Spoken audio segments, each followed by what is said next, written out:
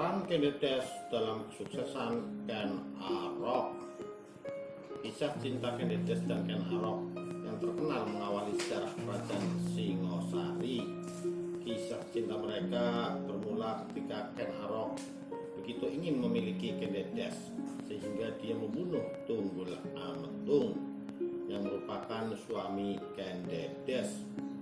Ken Arok pun kemudian memerdekakan Tumapel dari kerajaan Kediri, lalu bertahta sebagai raja pertama Singosari, yaitu sejak tahun 1222 Masehi. Meski kisah cinta keduanya dimulai dengan pertumpahan darah, namun dari keduanya lahir para raja penguasa Nusantara. Kendetes sendiri merupakan putri dari seorang agamawan bernama Empu Purwo yang tinggal di Panawijen, saat ini Kelurahan Polowijen di Kota Malang.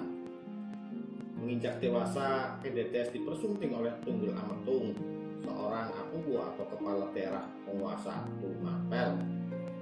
Sebelum tahun 1222 Masehi, Malang atau daerah yang berada di sisi timur Gunung Kawi berada di bawah kekuasaan kerajaan Kediri dan dipimpin oleh seorang akuwu.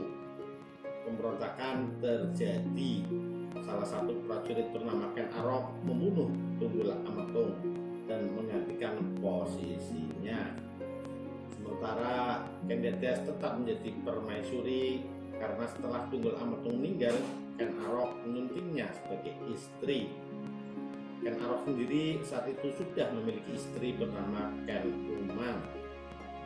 Dalam buku sejarah nasional Indonesia zaman kuno yang diterbitkan Balai Pustaka, setelah menjadi akuwu, Ken Arok melakukan perlawanan terhadap kerajaan Kediri. Perlawanannya berhasil. Ken Arok mendirikan kerajaan Singosari pada tahun 1144 Saka atau 1222 Masehi. Ini awal mula kelahiran Wangsa Rajasa. Sejarawan dari Universitas Negeri Malang, Dwi Cahyono mengatakan, melalui keturunannya Kendetes menyandang predikat sebagai ibu para raja Singosari dan Mojopahit. Meskipun secara pemerintahan berbeda, tapi secara genealogis Singosari dan Mojopahit itu sama, yaitu keturunan Kendetes. Katanya melalui sambungan telepon Kamis 26 Agustus 2021. Dwi Cahyono mengatakan Kendetes merupakan wanita yang memiliki keistimewaan. Ia adalah wanita cantik dan menawan sekaligus terpelajar. Bahkan dalam kitab Pararaton, Kendetes dijuluki sebagai Sri Naraswari, yang artinya adalah wanita yang utama. Kendetes juga dijuluki Karma Amadani, yaitu perilaku yang tercerahkan. Sebab selain cantik, Kendetes juga merupakan wanita terpelajar. Kendetes oleh para raton disebut sebagai wanita yang karma amadani. Kendetes digambarkan sebagai seorang yang perilakunya tercerahkan. Perilaku yang tercerahkan adalah perilaku baik. Menurut Dwi, Kendetes terpelajar karena sejak kecil dididik oleh ayahnya, Empu Purwo, yang juga seorang rohaniawan. Sejak kecil sudah diajari oleh ayahnya untuk menjalankan apa yang disebut sebagai paramita yona, katanya. Keterpelajaran Kendetes juga berpengaruh dalam perjalanan kerajaan Singosari dan Mojopahit. Menurut Dwi, sebagai seorang permaisuri, sedikit banyak gagasan Kendetes juga mempengaruhi raja. Begitu juga ketika ia menjadi ibu dari seorang raja. Secara sadar atau tidak sadar, sebetulnya kebijakan kepala pemerintahan sedikit banyak hasil rembukan dengan istri. Walaupun sumber data tertulis tidak merinci kontribusi Kendetes.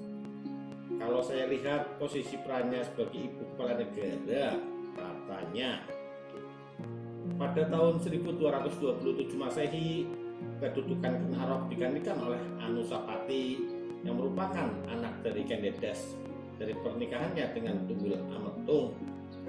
Berikutnya, pada tahun 1248 Masehi, Kerajaan Singosari dipimpin oleh Wisnuwardana yang merupakan putra dari Anusapati. Dalam menjalankan pemerintahannya, Wisnuwardana didampingi oleh Mahisa Campaka, putra dari Mahisa Wongkeleng. Mahisa Wongkeleng merupakan putra dari anak Kendedes dan Kenarok.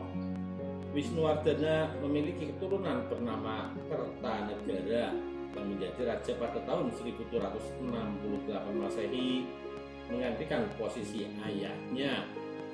Sedangkan Mahisa Campaka memiliki keturunan bernama Dyah Lembutan. Dyah Lembutan ini memiliki anak bernama Raden Wijaya yang kemudian menjadi menantu Raja Kertanegara telah menikahi putrinya. Raden Wijaya yang mengembalikan kekuasaan Wangsa Rajasa setelah Singosari runtuh akibat pemberontakan dari kerajaan Kediri. Raden Wijaya melawan kerajaan Kediri yang kembali berkuasa dan mendirikan kerajaan Mojopahit. Dalam perjalanannya, kerajaan Mojopahit berkuasa di tanah Nusantara.